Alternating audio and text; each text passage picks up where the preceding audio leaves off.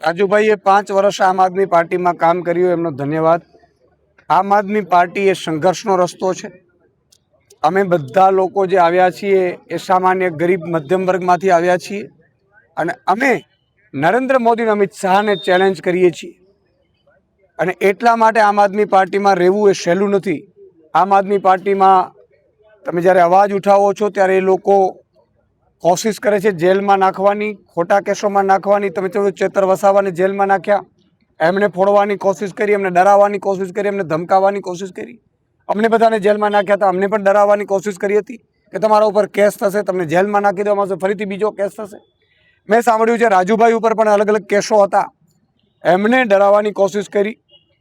ભાજપે હળદરમાં એટલું અત્યાચાર કર્યું, રાજુભાઈ, અમારા પ્રવીણ રામ, રાજુ બોરખતરિયા, પિયુષ પરમાર ઉપર, રમેશ મેર ઉપર, અને તમામ નાગરિકોને, ખેડૂતોને ઘરમાંથી ઘૂસી ઘૂસીને ભાજપે માર માર્યા. એટલે ભાજપને વિરુદ્ધ આખો ગુજરાતમાં માહોલ થઈ ગયો હતો કે ભાજપ તો અંગ્રેજોથી બદતર છે.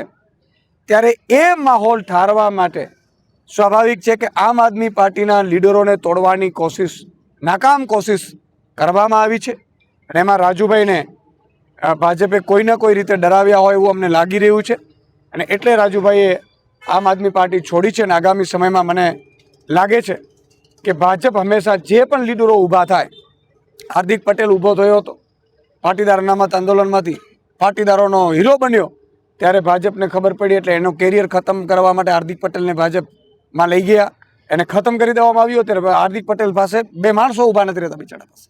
એવી જ રીતે અલગ અલગ તમે અત્યાર સુધી આંદોલનો જુઓ અને જે આંદોલન કરે છે, આંદોલનને તોડવાની કોશિશ ભાજપ કરે છે અને નેતાઓને તોડવાની કોશિશ કરે છે. ખેડૂત આંદોલન થયું, કડદાકાંડ બંધ થયું, રાજુ કરપડા ઉભર્યા, તો એ ખેડૂતોના આંદોલનને ખતમ કરવા માટે રાજુ કરપડાને ભાજપે એન કેન પ્રમાણે ડરાવ્યા હોય એવું સ્પષ્ટપણે લાગી રહ્યું છે. રાજુભાઈ માણસ સારા છે, હિંમતવાળા છે, મજબૂત છે, પણ કદાચ કોઈ મજબૂરી એમની રહી હશે અને એટલા માટે હું ખેડૂતોને વિનંતી કરું છું કે તમારી લડાઈ અટકવાની નથી, કોઈ ચિંતા કરવાની જરૂર નથી. પહેલાં પણ કહું છું ને આજે પણ કહું છું, ટાઈગર અભી જિંદા હે અને ઘણા લીડરોને આપણે તૈયાર કરવાના છે. એક લીડર નહીં, બીજા 100 રાજુ કરપડા જેવા લીડરો અમે તૈયાર કરીશું આગામી સમયમાં અને ગુજરાતની જનતા માટે ભાજપની સામે મોરે મોરો આપવા માટે અમે તૈયાર છીએ.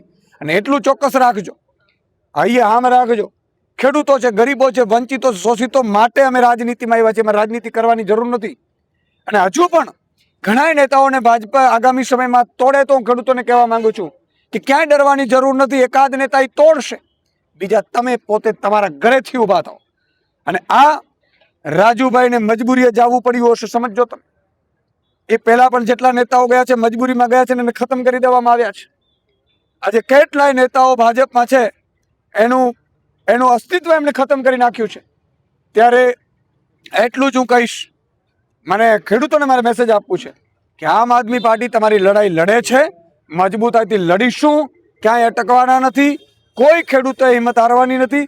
અને ખેડૂતો અહીંયા તમે જુઓ, આજે જેતપુરમાં મારા મહેશ કોટેલ, દિલીપભાઈ ભુવા સહિત આગામી આંદોલનમાં બેઠા છે. મજબૂતાઈથી આંદોલન લડીશું.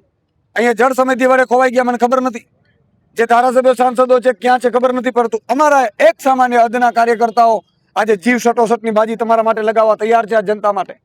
તો આગામી સમયમાં પણ આ બધા મુદ્દાઓને લઈને આમ આદમી પાર્ટી લડવાની છે. આગામી સમયમાં જે નરેન્દ્ર મોદીએ ઝૂકીને, ટ્રમ્પની સામે ઝૂકીને જે ડીલ કરી છે, ટ્રેડ ડીલ, એની સામે સડકથી લઈ અને વિધાનસભા સુધી આમ આદમી પાર્ટી આંદોલન કરશે. મજબૂતાઈથી હમણાં જ અમે રાજ્યપાલને મળવા જવાના છીએ, ત્યાં પણ અમે રજૂઆત કરવાના છીએ અને ગ્રાઉન્ડ ઉપર પણ ઉતરીશું.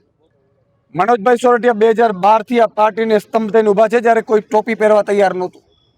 આજે મનોજભાઈ સોરઠિયાના કારણે આ પાર્ટી મજબૂત છે.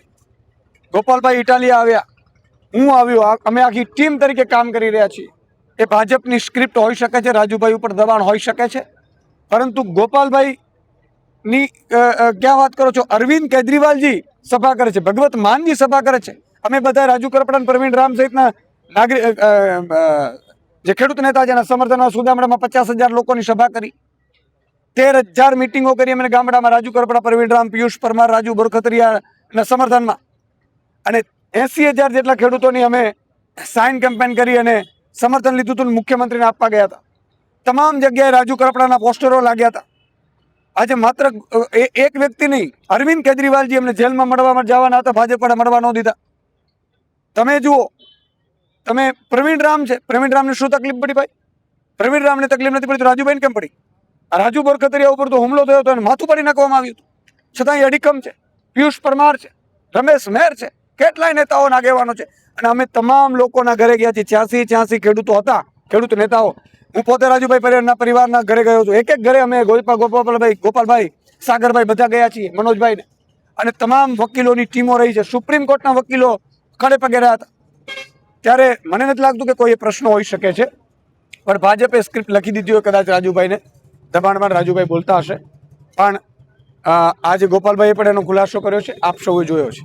ઈશુદાનભાઈ રાજનીતિ કરવા માટે નહીં, પરંતુ જ્યારે ભાજપ ચરમસીમા ઉપર ભ્રષ્ટાચાર, અત્યાચાર કરી રહી હતી ત્યારે એમને સામે લડવા માટે આવે છે. ત્યારે પણ મારા માટે બધા ઓપ્શનો ખુલ્લા હતા જ્યારે રાજીનામું આપ્યું પત્રકાર તરીકે.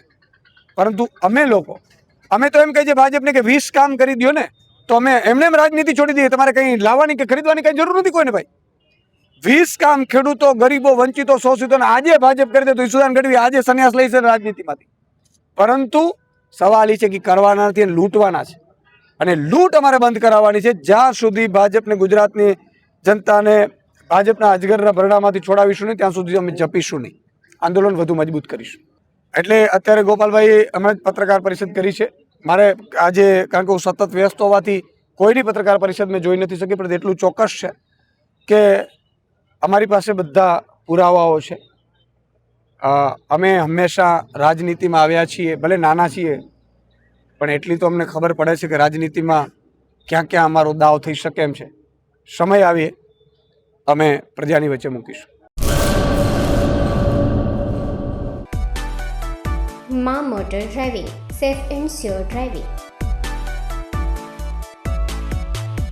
ડ્રાઇવિંગ એ શોખ સાથે આપની મોટી જવાબદારી પણ છે. અમારા ઇન્સ્ટ્રક્ટર દ્વારા સચોટ અને સરળ માર્ગદર્શન. આપની રોજની તાલીમની માહિતી મેળવીને શું અધુરાશ છે એના ઉપર પૂરું ફોકસ કરાય છે.